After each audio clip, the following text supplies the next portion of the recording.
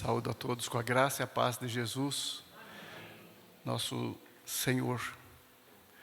Agradeço o convite carinhoso dos irmãos para estar aqui. É um privilégio, é uma bênção, é um presente, na verdade, né? Vir ao Marilene, para mim é um presente, porque eu os considero parte da minha família. E tenho muita consideração por esta igreja, pelo Tiago.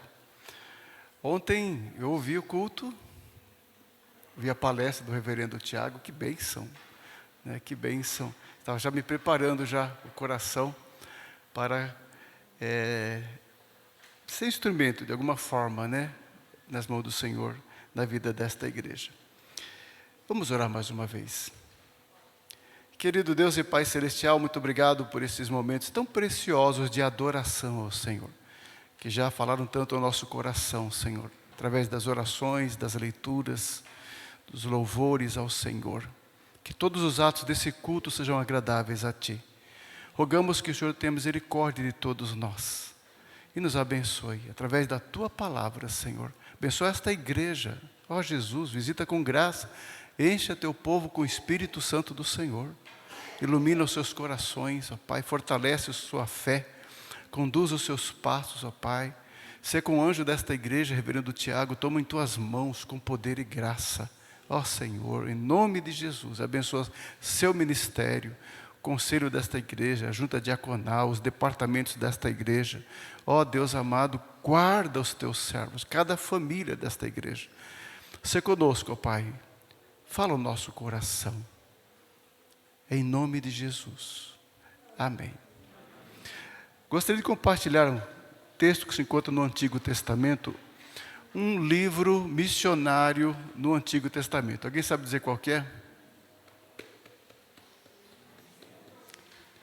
Muito bem, pastor, ganhou um ponto.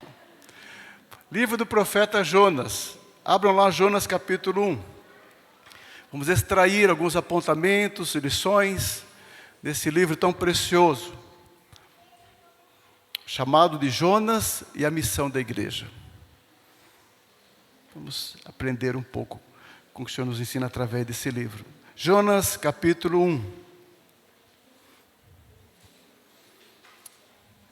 Jonas 1, vamos ler. Veio a palavra do Senhor a Jonas, filho de Amitai, dizendo: Dispõe-te, vai à grande cidade de Nínive e clama contra ela, porque a sua malícia subiu até mim.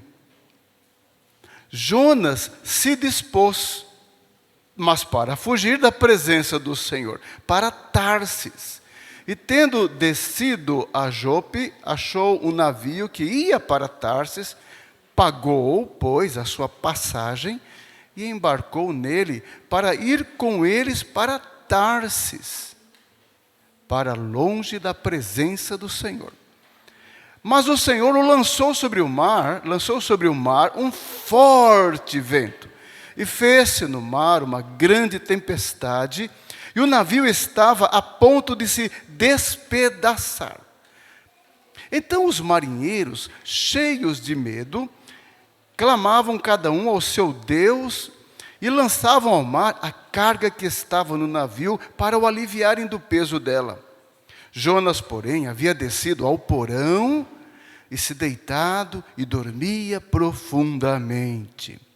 Chegou-se a ele o mestre do navio e lhe disse: Que se passa contigo? Agarrado no sono? Levanta-te, invoca o teu Deus, talvez assim esse Deus se lembre de nós, para que não pereçamos. E diziam uns aos outros: Vinde e lancemos sortes, para que saibamos por causa de quem nos sobreveio este mal. E lançaram sortes, e a sorte caiu sobre Jonas. Então lhe disseram: Declara-nos agora por causa de quem nos sobreveio este mal. Que ocupação é a tua? De onde vens? Qual é a tua terra? E de que povo és tu? Ele lhes respondeu: Sou hebreu e temo ao Senhor, o Deus do céu, que fez o mar e a terra. Então os homens ficaram possuídos de grande temor e lhe disseram: que é isso que fizeste? Pois sabiam os homens que ele fugia da presença do Senhor, porque ele o havia declarado. Disseram-lhe: que te faremos para que o mar se nos acalme? Porque o mar se ia tornando cada vez mais tempestuoso. Estava cada vez mais pior. Respondeu-lhes: tomai-me e lançai-me ao mar, e o mar se aquietará. Porque eu sei que por minha causa vos sobreveio esta grande tempestade. Entretanto, os homens remavam, esforçando-se por alcançar a terra, mas não podiam, porquanto o mar se ia tornando cada vez mais tempestuoso contra eles. Então clamaram ao Senhor e disseram: ah, Senhor, rogamos-te que não pereçamos por causa da vida deste homem, e não faças cair sobre nós esse sangue, quanto a nós inocente, porque tu, Senhor, fizeste como te aprouve. E levantaram a Jonas e o lançaram ao mar, e cessou o mar da sua fúria. Temeram, pois, esses homens em extremo ao Senhor, e ofereceram sacrifícios ao Senhor, e fizeram votos.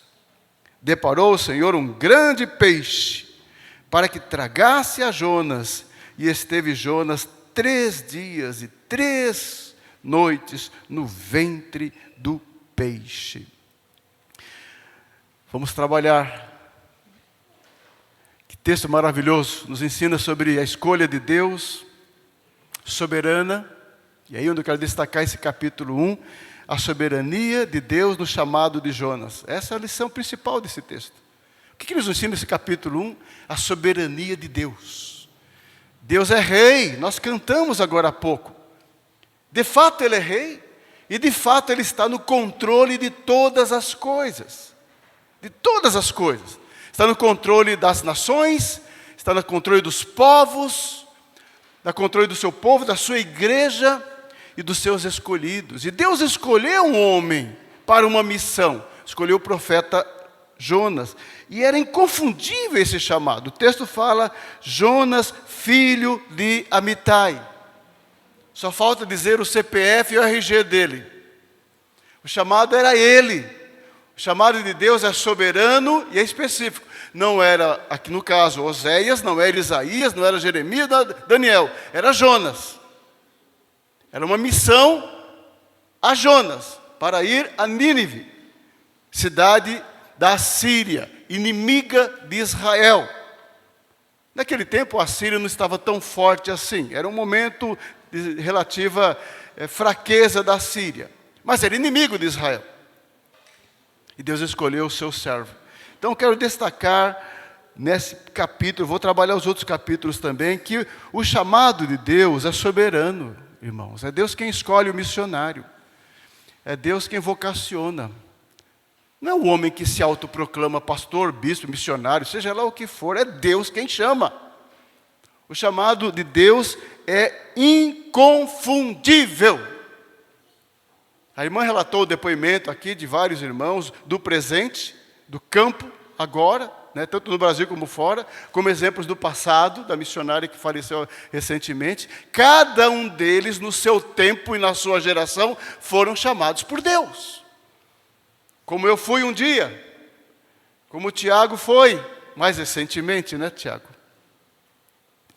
Mas um chamado inconfundível, um chamado que vem da parte do Senhor. É o que faz o missionário deixar o país, deixar o seu conforto, deixar o seu emprego, deixar a sua família e ficar anos longe de sua família, deixar a sua zona de conforto. É o que faz do missionário ser missionário, é chamado de Deus. Por isso que a igreja tem que amar e honrar esses homens e mulheres que se colocam assim nas mãos do Senhor. Eles não são profissionais, eles são servos de Deus chamados, tem um chamado divino. E quando a igreja tem o privilégio de ofertar, trazer sua ajuda missionária, não é um favor que faz, é um privilégio. participar do ministério desses homens e mulheres, aonde Deus os mandar. Foi assim o chamado de Jonas. Jonas ouviu bem claramente que Deus o havia chamado. Só que, nesse caso, a resposta imediata de Jonas foi sair, se dispor e ir para o lado contrário. Em vez de ir para Nínive, ele foi para Tarsis. Tarsis, segundo muitos comentaristas, essa cidade de Tarsis ficaria lá no extremo do mar Mediterrâneo, no norte da África. Ou seja, o extremo oposto de Nínive. Nínive já era longe. Nínive já era uma cidade longe. Cerca de 800 quilômetros de Israel. Bastante. Para ir a pé. Já era longe. Mas ele foi para o porto, cidade de Jope. Comprou uma passagem, ou seja, bem deliberado, bem pensado. Ele, no seu coração, naquele momento, ele deu as costas para Deus. Como é que ele achava que podia fugir da presença do Senhor? O texto fala, fugiu da presença do Senhor. Como é que alguém pode pensar que pode fugir da presença de Deus? Como é que alguém pode pensar? Eu estou falando de Jonas aqui, mas pense um pouquinho nas pessoas que você conhece. Os irmãos que você conhece, que estavam também com você, que estava aqui cantando, que estava aqui trabalhando. De repente esse irmão acha que não vai mais na igreja e quer dar um tempo. E onde está esse irmão? E o que ele acha que está fazendo, se escondendo de Deus? Quem que pensa na sua ilusão que pode se esconder do Deus soberano, excelso, criador dos céus e da terra? Aí Deus mostrou para Jonas a sua soberania, o seu poder. Assim que ele entraram no mar, veio uma tempestade forte. E vocês observaram na leitura? 3 vezes na narrativa, e o vento se tornou mais forte. É assim que fala? Ou seja, já começou forte, pegou de surpresa todo mundo, e foi piorando a tempestade. Mas por que isso? Sabe por quê? Porque Deus está no controle da terra, do vento, do mar, de todas as coisas. Quando Deus tem seu plano na minha vida e na tua vida, não há nada que impeça o nosso Deus de realizar. Não há nada nesse mundo que nos impeça, que nos afaste de Deus soberano, que controla a nossa vida.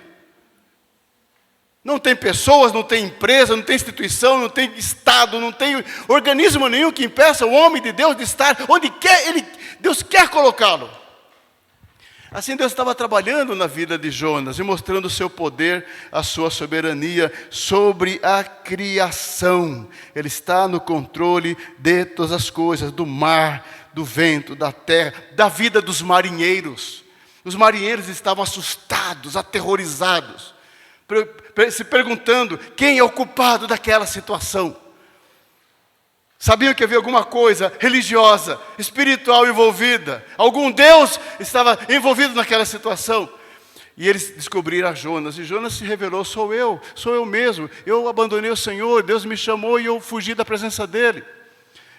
Então eles foram tocados pelo depoimento e testemunho de Jonas. E Deus mostrou a ele e aos marinheiros o poder de Deus. Ele pôde mesmo na adversidade testemunhar o poder de Deus. Que depois aqueles homens se voltaram para Deus, adorando e invocando o Senhor.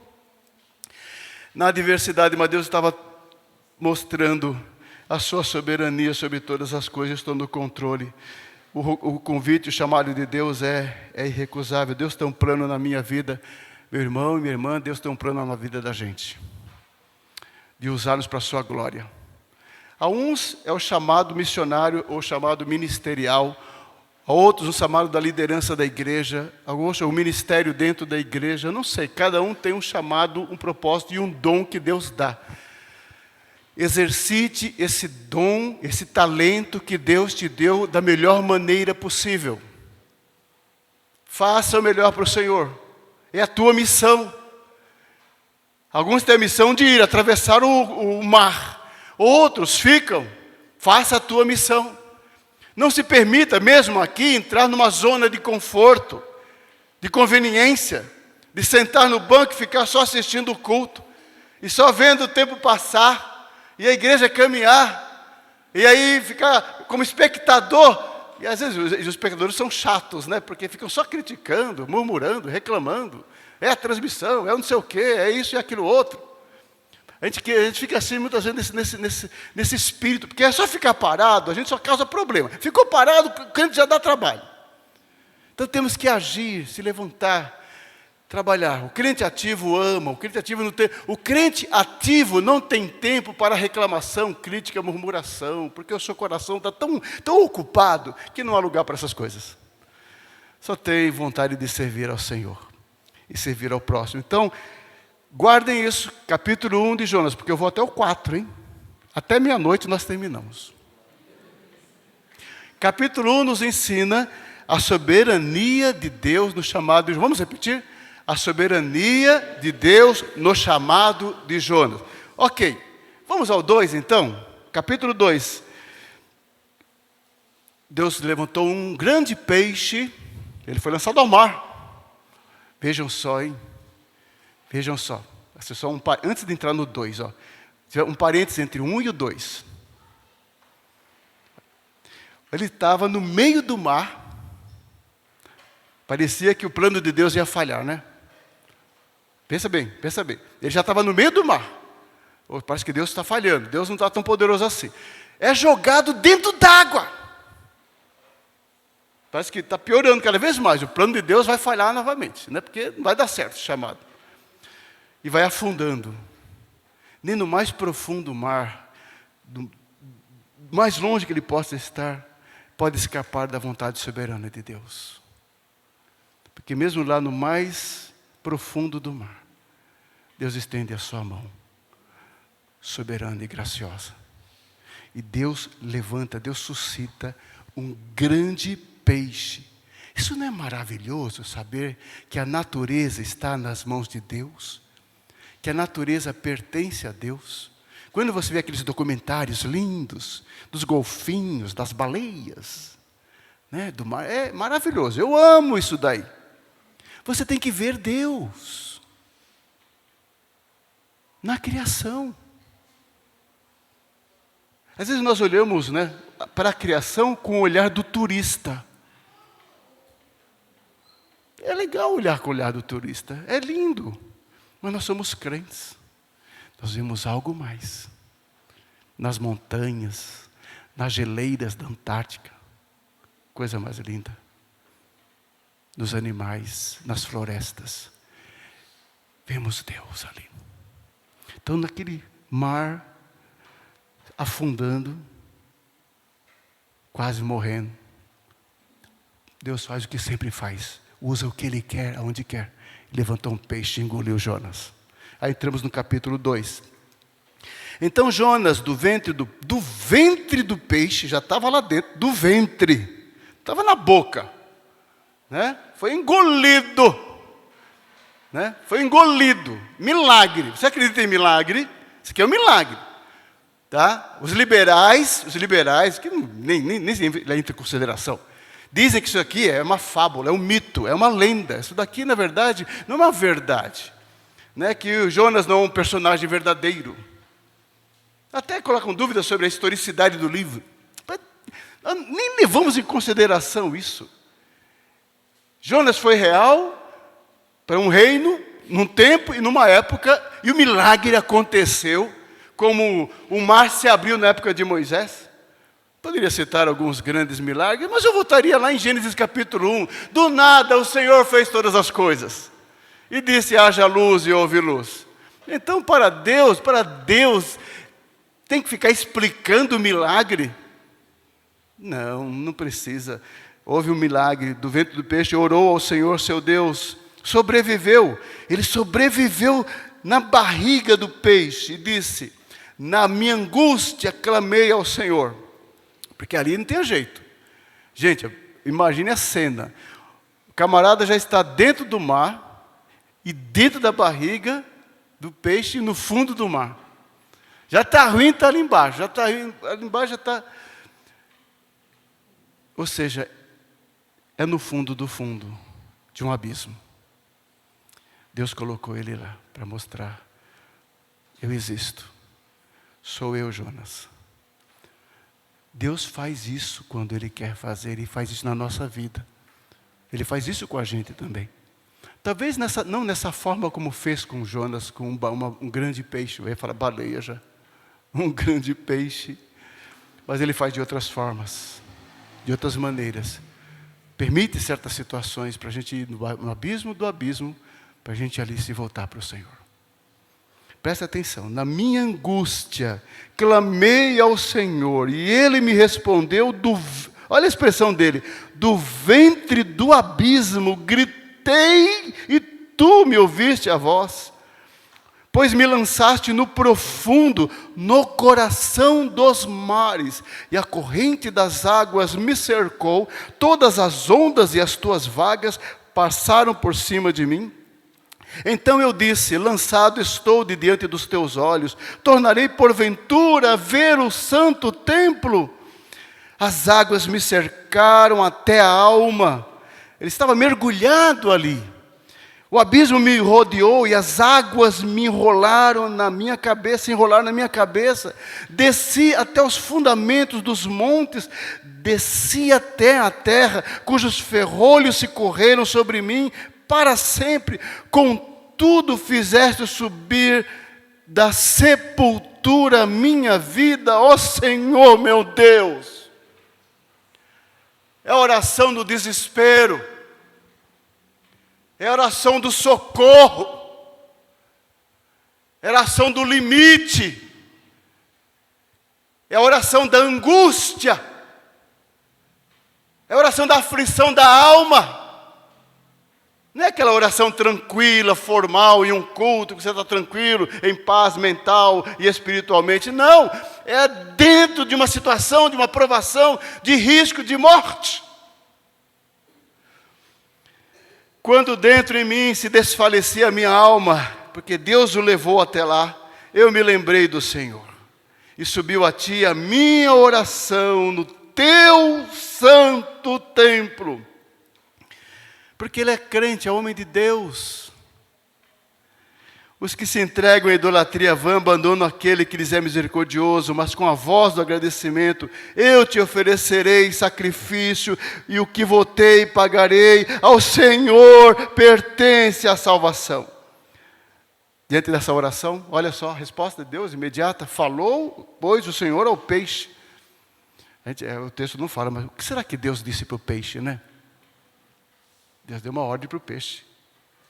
E esse vomitou a Jonas na terra. Bom, não vou ficar muito tempo aqui, que eu quero me deter no 3 e 4 ainda. A oração de Jonas dentro do peixe. Eu quero tirar aqui 6 lições. Primeira lição, tá? Muitas vezes, a provação vem do próprio Deus. Muitas vezes, a aflição vem de Deus mesmo, não é dos homens, dos adversários, das circunstâncias, do inimigo. É Deus. É nesse caso aqui. Não só Deus permitiu, não é só a vontade permissiva, mas Deus mesmo efetivou isso. Juízes 3:1 diz assim, são estas as nações que o Senhor deixou para, por elas, provar a Israel. Isto é, provar quanto Israel não sabia de todas as guerras de Canaã. O livro de Juízes é um livro didático e mostra como o povo de Israel, por deixar ao Senhor, sofreu na mão dos seus inimigos. E diz o texto lá, foi Deus que deixou Israel na mão dos seus inimigos. Então, algumas provações que nós temos e passamos é pela vontade de Deus mesmo, para o nosso aprendizado, para o tratar nossa vida, para tratar o nosso coração. Tem coisas que você tem que orar, Senhor, tem misericórdia, me guarda de pecar contra o Senhor. Dá-me sabedoria para entender o que eu estou passando. Dá-me discernimento, Senhor. Tira do meu coração a revolta, a rebelião. Tira do meu coração a dureza, Senhor, que eu possa compreender. Eu não entendo, Senhor, mas eu sei que o Senhor está no controle de todas as coisas. É a hora que você abre o coração mesmo, na hora da dor, do sofrimento, de uma enfermidade, de um problema familiar, de um problema conjugal, seja o que for. E você descansa e coloca na mão do Senhor. Eu não entendo, Senhor, mas o Senhor está com certeza no controle de todas as coisas. Muitas vezes a provação vem do Senhor. Segunda lição, As provações nos levam a buscar a Deus com mais intimidade. É na dificuldade que o nosso coração se aperta. Não é verdade? Comigo, com você. É na hora do sufoco, da provação, da adversidade, que a gente busca Deus com mais intensidade do que o normal. Salmo 4:1 diz assim: responde-me quando clamo, ó Deus da minha justiça, na angústia me tens aliviado. Tem misericórdia de mim e ouve a minha oração. É fantástico. Aqui tem, na verdade, você encontra em um livro de Salmos. É muito precioso. Muitas vezes o Davi mesmo, ele registra isso. Enquanto ele busca o Senhor, ele clama ao Senhor, ele ora ao Senhor, e Deus ouve a sua oração. Terceira lição: muitas vezes a angústia da alma, ela é benéfica para o homem.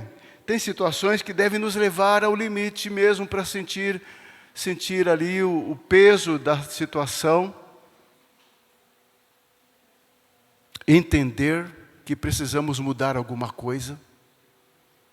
Porque tem lições na escola de Deus que não adianta só ouvir o pastor pregar o tempo todo. O pastor prega o tempo todo, todo domingo o pastor está pregando. Coisas que você já, se tem muito tempo no Evangelho, já ouviu desde a infância.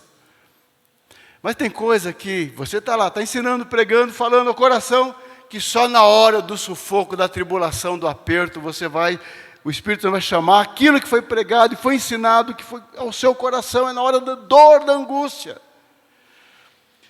Por isso que é benéfico o sofrimento, que nos traz mais perto de Deus, que nos leva a um quebrantamento.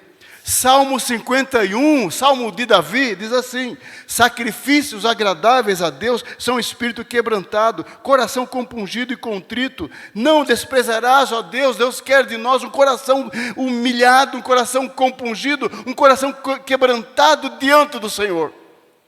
Foi o que aconteceu com Jonas. É o processo do trabalhar de Deus na minha vida, na vida de cada um dos missionários. Não é porque o homem é crente, tem uma função, um ministério, que não é livre de tentações, de lutas, de conflitos, as mais profundas, conflitos espirituais. Por isso esse ministério da SAF, do Departamento de Missões de vocês, de interceder pelos missionários, não é apenas só para que chegue o sustento deles, não é apenas para que eles sejam livres de problemas lá no campo, mas que Deus guarde o coração deles, nos seus anseios, nas suas necessidades mais profundas, coisas da alma. Temos que orar pelas emoções, pelos sentimentos de nossos queridos irmãos. São pessoas como nós, não são diferentes, não são super crentes. São pessoas como nós, iguais a nós. Então temos que orar nesse sentido, para Deus estar confortando, consolando o coração desses irmãos. Um coração quebrantado aceita a disciplina de Deus. Não vemos aqui Jonas, ele entendeu e aceitou a disciplina do Senhor. Davi diz assim no Salmo 32, porque a tua mão pesava dia e noite sobre mim, e o meu vigor se tornou em sequidão de estio. Confessei-te o meu pecado, e a minha iniquidade não mais ocultei. Disse, confessarei ao Senhor as minhas transgressões, e tu perdoastes a iniquidade do meu pecado. Como é bom quando o crente se humilha diante do Senhor, fala, Senhor, não foi o outro que fez, fui eu. Não é o outro que está errado. Sou eu, Senhor. Porque nós temos uma tendência por causa da queda, né? Sempre é o outro que está errado. Sempre é o outro que está errado. Sou eu, Senhor. É a minha falta de paciência. É a minha falta de sabedoria. É a minha falta de perdão. É a minha falta de amor.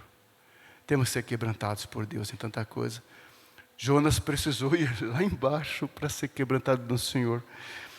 E quinta lição diz assim, a provação e a disciplina visam a restauração. Então ele se voltou, ele fez votos ao Senhor, no versículo 9, com agradecimento eu te oferecerei sacrifício e o que votei pagarei. Ou seja, ele faz votos, se Deus o libertasse, trouxesse de volta, permitisse ele ver novamente o santo templo, ele ora assim.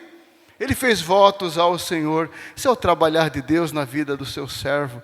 Por isso nós vemos aqui, amados, a disciplina de Deus na provação de Jonas. É a nossa segunda lição. Do capítulo 2, a disciplina de Deus na provação de Jonas. Dá para guardar? Vamos repetir? A disciplina de Deus na provação de Jonas. Alguém lembra o primeiro, sem ver a cópia lá? A soberania de Deus, chamado de Jonas. Vamos ao capítulo 3, finalmente, depois dessa aprovação, vem a obediência. No caso de Jonas veio. Alguns missionários não passam por isso. Alguns missionários não precisam passar, porque já obedece imediatamente. Jonas precisou, né? Deus chamou outros profetas, Deus chamou Elias, Deus chamou Eliseu, Deus chamou Isaías, Jeremias, e deu missões extraordinárias.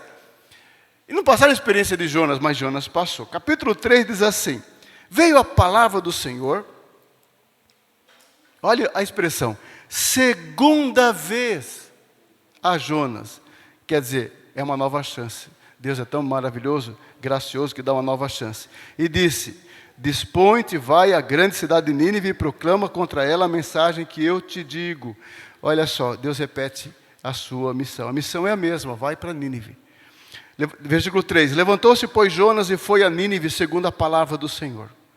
Ora, Nínive era cidade muito importante diante de Deus. E de 3 dias para percorrê-la, era grande a extensão toda do município, da cidade. Começou Jonas a percorrer a cidade caminho de 1 dia, e pregava e dizia, aquela mensagem, né, bem bonita, bem legal. Ainda 40 dias e Nínive será destruída. Era essa a mensagem. Mensagem do julgamento. Mensagem de julgamento, de destruição. Nínive será subvertida. Era essa a mensagem, direta, assim. Os ninivitas, versículo 5 diz assim: os ninivitas creram em Deus e proclamaram um jejum, e vestiram-se de pano de saco, desde o maior até o menor. Chegou esta notícia ao rei de Nínive. Ele levantou-se do seu trono, tirou de si as vestes reais, cobriu-se de pano de saco e assentou-se sobre cinza. Que milagre, é outro milagre. E fez-se proclamar e divulgar em Nínive, por mandado do rei, seus grandes: nem homens, nem animais, nem bois, nem ovelhas provem alguma coisa, nem os levem ao pasto, nem bebam água, mas sejam cobertos de pano de saco. Todo mundo coberto de pano de saco. A cidade toda, todo mundo, do rei até os animais. Tanto os homens como os animais, e clamarão fortemente a Deus, e se converterão cada um do seu mau caminho e da violência que há nas suas mãos. Quem sabe se voltará a Deus e se arrependerá e se apartará do furor da sua ira, de sorte que não pereçamos. Assim eles clamavam ao Deus dos céus. Que impacto teve a presença de Jonas ali? Viu Deus o que fizeram, como se converteram do seu mau caminho, e Deus se arrependeu do mal que tinha dito lhes faria e não o fez. Amados, só esse capítulo aqui tem tantos elementos, nem vamos abordar tudo que tem, tá? Tudo que esse capítulo é tremendo. Para missões aqui é fundamental. Tem princípios e conceitos essenciais na obra missionária. Se no primeiro capítulo destacamos a soberania de Deus, no segundo, a disciplina de Deus, no terceiro, é a graça de Deus, no arrependimento de Nínive. Graça, graça. Missões é graça. Reino de Deus é graça. Salvação é graça. Tudo é obra da graça de Deus. É o Deus soberano no controle, ministrando a sua graça aos homens, seu favor imerecido. Obra missionária é obra da graça de Deus. É obra de Deus através dos seus servos graciosamente escolhidos, soberanamente separados e enviados, e usados graciosamente. É importante ressaltar que Deus está presente em todo o processo. Não é obra de homens. da organização dos homens, nem minha nem tua, por melhor que tentamos fazer o melhor, sempre será obra de Deus. Sempre será obra de Deus, não dos homens. É Deus através dos homens. É Deus através do Francisco, é Deus através do Tiago, é Deus através do Ronaldo lá na Nova Zelândia. É Deus através da Mônica em Moçambique, é Deus através da irmã lá no Congo, é Deus através dos seus servos, é Deus operando, Deus agindo. A história de missões não é apenas a história dos homens, mas a história de Deus através dos homens. O livro de Atos dos Apóstolos é o livro do Espírito Santo através dos apóstolos, porque o personagem principal de Atos é o Espírito Santo, aqueles homens cheios do Espírito, pregando a palavra de Deus, e as pessoas se convertendo. Então vemos aqui a graça de Deus. Primeiramente a graça na obediência de Jonas, versículo 1 e 2. É a graça, sua obediência foi imediata em cumprir a palavra do Senhor. Diz lá o texto, olha, versículo 3, levantou-se, pois, Jonas e foi a Nínive. Ficou esperto agora, né? Aprendeu a lição. Se levantou, enxugou, né, a roupa e foi para onde? Para Nínive, diz o texto, segundo a palavra do Senhor. Isso não é um detalhezinho, não. Porque missões é o cumprimento da ordem de Jesus Cristo. A igreja fazer missões não é opção. Não é opção do conselho. Não é nossa opção, é uma programação no calendário. É um evento missionário. É muito mais do que isso, né, irmã? Missões é uma atividade contínua de obediência à igreja. A grande comissão, ide por todo mundo e pregar o evangelho a toda criatura. Indo fazer discípulos de todas as nações, ensinando-nos a guardar todas as coisas que vos tenho ordenado, e batizando em nome do Pai, do Filho e do Espírito Santo, e estarei convosco, eis que estou convosco todos os dias até a consumação do século. É a ordem de Jesus, é obediência à ordem de Cristo. Isso implicou para Jonas superação, esforço muito grande. Então, é a graça de Deus na obediência, graça de Deus na pregação. Notem o sermão de Jonas, capítulo 4. Perdão, versículo 4, tá? Versículo 4. Começou Jonas a percorrer caminho de um dia e pregava, e dizia, ainda 40 dias e Nínive será subvertida. Quem é que vai se converter com um sermão desse?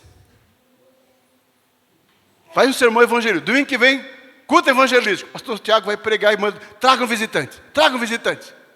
Aí Tiago abre a Bíblia e fala, se você não se converter, vão para o inferno. E fecha o livro e senta. É estranho, né? Aos nossos olhos e entendimento é muito estranho. Sabe por que isso? Porque a conversão não depende do pregador, da sua eloquência, do seu saber, do seu conhecimento. É Deus falando através da sua palavra. O poder está na palavra, não está no Francisco nem do Tiago. O poder está aqui, meus irmãos. Vivemos numa época que as pessoas dão muito valor ao homem. Né, Tiago? É fulano, é o Beltrano. Ó, fulano, ó, Beltrano. É o homem. Os homens, eu e você e nós todos somos servos do Senhor. É Deus quem opera. Olha a mensagem de Jonas. É graça. Deus usa quem Ele quer, onde quer, como Ele quiser usar, para a salvação dos homens. Deus usa a mim, Deus usa a irmã, Deus usa a irmã, irmão, a irmã, Deus usa você. Amém? Você crê nisso? Diga, eis-me aqui, Senhor, envia-me a mim. Deus não só usa, né, o que nós achamos, né, os profissionais. Nós temos assim uma cultura cristã tão cheia de vícios e erros, meus irmãos, Deus tem que nos curar. Nós estamos com muito problema, né, carregado, né, de umas tradições de nossa cabeça, que temos que ser curados disso, temos que voltar às Escrituras Sagradas. e meditar profundamente. Aqui nós vamos a graça na pregação, uma mensagem de julgamento, uma mensagem confrontadora, inquietadora. Vejam só, além da mensagem ser de julgamento, olha quem estava pregando, era Jonas, que era inimigo deles. Observe assim o paradoxo. O profeta Jonas, israelita, lá na terra deles, dizendo: se vocês não se arrependerem, em 40 dias vai ser destruído. E Deus operou.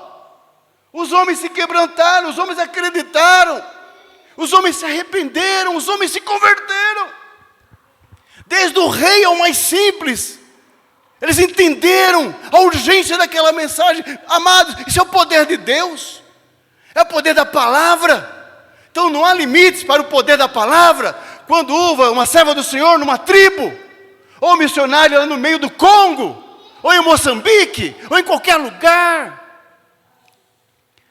é o Deus que usa, é o Deus que transforma, é o Deus que converte os seus escolhidos e eleitos, em todo lugar. Amém? É importante isso em missões. Importante ressaltar que é Deus que faz essa obra, e não os missionários. Os missionários são servos de Deus, mas é Deus fazendo a obra através deles. E chamando aqueles que lhe pertencem, ultrapassando barreiras culturais, barreiras sociais, barreiras políticas, barreiras geográficas. Eles atravessam tudo isso. E superam tudo isso com a bondade de Deus. Porque é a graça de Deus, amados irmãos, operando na obra do Senhor. E assim eles se arrependeram, demonstrando fé, arrependimento, conversão verdadeira. E aqui terceira lição nesse ponto, né? A graça de Deus está no arrependimento, na pregação, na obediência e no livramento. Diz o final do capítulo que Deus, versículo 10, viu Deus o que fizeram, como se converteram do seu mau caminho, e Deus se arrependeu do mal que tinha dito lhes faria e não fez. A palavra arrependimento na Bíblia é muito mal interpretada, né? Como se Deus voltasse atrás. Não, Deus sabia o que ia fazer. Tanto Deus sabia o que ia fazer que mandou Jonas. Então assim, obviamente, né? Deus sabia, da leitura humana é um voltar atrás de Deus, mas na leitura divina é o cumprimento do seu plano eterno, que era livrar aquele povo, mostrar sua bondade e misericórdia a outros povos e nações. E foi duro o coração de Jonas entender que Deus amava outros povos além dos judeus, povo da aliança, povo escolhido, povo de Abraão, Isaac, Jacó, povo dos profetas, povo de Deus. Os gentios eram inimigos, cães, imundos, inimigos de Deus. O coração de um judeu era assim. Mas foi um judeu assim, orgulhoso de ser judeu, que Jonas era, né? Que Deus mandou, vai lá e prega para aquele povo o amor de Deus, a graça de Deus. E Deus opera. É assim que sai um brasileiro daqui. O Brasil está mandando tanto missionário para todo lugar do mundo, né? Então é um milagre, né? Nesse mundo atrapalhado e confuso que nós estamos vivendo hoje em dia, a obra missionária é um milagre, viu gente? Pode ter certeza que apesar da pandemia, da guerra na Ucrânia, apesar de seja o que for que está acontecendo, Deus está operando maravilhas em todo lugar, meus irmãos. É o mesmo Deus operando maravilha. Então a terceira lição é a graça de Deus no arrependimento de Nínive. E para terminar o capítulo 4, vocês querem o capítulo 4? Posso ir? Vocês autorizam? Sério? Não, o pastor falou sim. Vamos ao capítulo 4, então para finalizar, capítulo 4. Com isso desgostou-se Jonas extremamente e ficou irado. Desgostou-se com o quê? Com o arrependimento deles e Deus voltar atrás em destruí-los. Então ele ficou muito irado. Jonas ficou com muita raiva, revoltado. Ele não aceitava, ficou irado. E orou ao Senhor e disse: ah, Senhor, não foi isso que eu disse? Não foi isso que eu disse, estando ainda na minha terra? Por isso eu me adiantei, fugindo para Tarsis, pois sabia. Olha o tom que ele está falando com Deus aqui, né? Estou tentando interpretar aqui, mas está difícil. Está difícil entender o coração duro desse rapaz aqui, desse homem.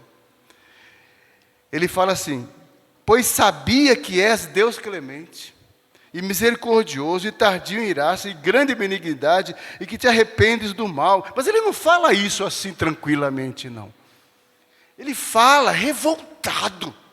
Eu sabia que o Senhor era bom, o Senhor é misericordioso, eu sabia que o Senhor ia fazer isso. Está virado com Deus. É impressionante quando a gente está longe de Deus, né, assim, longe da vontade de Deus, insensível, a gente tem um coração endurecido, mesmo na religião, mesmo com achando que estamos com a razão. Mesmo na igreja, em nome de Deus, fazemos bobagens. É a dureza do nosso coração. Fazemos declarações e afirmações duras muitas vezes. Somos duros. Você acha que não somos duros na queda, não? Às vezes não somos pessoas difíceis de lidar. Pessoas difíceis de tratar. Jonas era assim. Mas a gente olha para Jonas e pensa, a gente não é tão diferente de Jonas. Não podemos julgar a Jonas. Tome cuidado para não julgar a Jonas. Peço depois ao Senhor, tira minha vida. Ele chegou no extremo da depressão, né? Tira minha vida. Elias tinha pedido, Moisés também, né? Porque melhor me é morrer do que viver. E disse o Senhor, é razoável essa tua ira? Então Jonas saiu da cidade, assentou-se ao oriente da mesma, e ali fez uma enramada, né? Preparou lá os galhos assim para descansar, e repousou debaixo dela à sombra, até ver, olha que interessante, até ver o que aconteceria à cidade. Ele ainda estava com esperança, né? Gente, o que é o homem? Então fez o Senhor nascer uma planta, que subiu por cima de Jonas, para que fizesse sombra sobre a sua cabeça, a fim de livrar do seu desconforto. Milagre. Como é que isso acontece? Explica para mim. Alguém explica para mim. Milagre. Jonas, pois, olha, se alegrou em extremo por causa da planta. Mais uma vez, o poder de Deus nesse livro, na vida de Jonas. Mas Deus, no dia seguinte, ao subir da alva, enviou um verme, assim como ele pegou o peixe, agora enviou um verme. Vocês notem assim o oposto, um grande peixe no mar, e agora um pequeno verme, o qual feriu a planta e esta se secou. E nascendo o sol, Deus mandou um vento calmoso oriental, o sol bateu na cabeça de Jonas, de maneira que desfalecia, aquele sol escaldante, aquela região ali da Mesopotâmia, quente, aquela região do Iraque, entre o rio Tigre e Eufrates, quente. E pediu para si a morte de novo, dizendo, melhor me é morrer do que viver. O que é isso? Então perguntou Deus a Jonas, é razoável essa tua ira? Segunda vez que ele pergunta, por causa da planta? E respondeu, é razoável a minha ira até a morte. Tornou o Senhor, tens compaixão da planta que não custou nenhum trabalho, ou que não fizeste crescer, que numa noite nasceu e numa noite pereceu, e não hei de eu ter compaixão da grande cidade de Nínive, em que há mais de 120 mil pessoas que não sabem discernir entre a mão direita e a mão esquerda, e também muitos animais. Esse capítulo, bom, vamos recapitular. O primeiro, a soberania de Deus. O segundo, a disciplina de Deus. O terceiro, a graça de Deus. Alguém imagina qual é o quarto aqui? A misericórdia de Deus. É a grande lição aqui, misericórdia. Teria misericórdia desse povo que se arrependeu? Mas é uma misericórdia na lição ao profeta, revelada no meio da dureza do seu coração. A misericórdia de Deus expõe o egoísmo do profeta. Ele se larga emocionalmente lá embaixo. Irmãos, não é fácil. Muitas pessoas passam por isso também. Eles se rendem debaixo da enramada lá na sua tristeza e falam, eu não quero saber mais de ninguém, eu não quero fazer mais nada, estou com raiva de todo mundo, né, já vou tirar do meu grupo, já vou bloquear fulano, nem liga para mim. Pastor, eu não quero fazer mais nada, entrega tudo. Começa assim, as pessoas se rendem. Às vezes por causa de uma contrariedade, uma questão pequenininha, as pessoas se rendem também e entram assim, igualzinho o Jonas, no seu egoísmo. Não deu, não foi como eu quis. Não foi como eu quis. Não estou gostando, pastor. Não está certo isso. Aí a pessoa se rende, né, nesse processo. Né? Vai afundando no processo de dó de si mesmo. Coitadinha daquela irmã. Coitadinho daquele irmão. Ora por mim, irmã. E para todo mundo. Né? Ora por mim. Mas o que você tem? Nada. O mundo todo pede oração para ela. 1 ano, 2 anos, 3 anos, 5, 10 anos pedindo oração. Num processo depressivo assim. Jonas entrou assim. Jonas falou, eu quero morrer. É interessante quando o homem assim é duro no coração, não aprende assim a lição de Deus, porque quer do seu jeito. Se não for do seu jeito, então eu quero morrer. E não é assim. Deus está tratando e tratava a vida de Jonas, mostrando a sua bondade, a sua misericórdia, que é maior por todas as coisas. Ele tinha que enxergar como Deus enxerga. Deus enxergar a bondade de Deus às nações, a bondade de Deus aos povos, ver como Deus vê, ter o coração quebrantado. É misericórdia, tudo é misericórdia, desde o começo. Deus soberano, Deus que disciplina, Deus gracioso e um Deus cheio de misericórdia. Meu irmão, você consegue enxergar a misericórdia de Deus na tua vida? A misericórdia de Deus na tua vida, a graça de Deus na tua vida. Deus nos ensina nesse livro como Ele se preocupa com os gentios e ordena seus servos para anunciar o seu julgamento. É por isso que a igreja faz a obra missionária, a igreja evangeliza, a igreja manda missionário e sustenta a corda, lá do outro lado, às vezes é apertado, segurar essa corda. Meu orçamento aqui já está apertado, mas a minha oferta missionária eu mando. Porque eu entendo o plano de Deus, eu faço parte de um plano maior de Deus, que é a salvação dos povos na África, na América, na Ásia. Eu entendo a graça de Deus operando na vida, através daquele missionário, na vida daqueles homens. Eu sei que Deus tem um plano lá na eternidade, para nos encontrarmos todos nós um dia, no seu reino. Por isso que eu tenho amor e paixão com a obra de Deus e a obra missionária. Porque eu sei que é de Deus, e Deus me alcançou, como alcançou Jonas, alcançou o povo de Israel, alcançou os ninivitas, o Deus que nos alcançou um dia. Um dia Deus mandou alguém que passou na minha história, na tua história. Eu não sei como é o teu passado, a tua história, se você nasceu no lar evangélico ou não, mas alguém colocou alguém no teu caminho, que falou de Jesus, que testemunhou sua fé. Isso foi ato da graça de Deus, e Deus operou, amado, você foi alcançado por essa graça e bondade e misericórdia. Então vem, caminhe nessa graça, Senhor de bondade e misericórdia também, e que não haja no teu coração dureza, egoísmo, não haja no teu coração revolta, mas no teu coração disposição para servir, trabalhar, ajudar, cooperar, sustentar, orar, interceder na obra de Deus. Quantas lições nós temos nesse livro maravilhoso. É um grande livro missionário do Antigo Testamento. Ele nos mostra que a salvação é para o mundo inteiro. Para o mundo inteiro. E nós podemos fazer parte desse grande projeto de Deus. Amém? 4 lições do livro. Vamos ver se conseguimos decorar. Gravaram o primeiro, qual que é? A soberania do chamado. Isso, muito bem. 2. Disciplina de Deus na aprovação de Jonas. 3. Graça de Deus no arrependimento. E a 4? Maravilha, já passaram de ano. Vamos pegar um certificado com o conselho da igreja no final do mês. Que Deus abençoe a todos. Muito obrigado pelo convite. Obrigado, pastor. Que Deus tenha misericórdia e sustente essa igreja aqui, sustente vocês.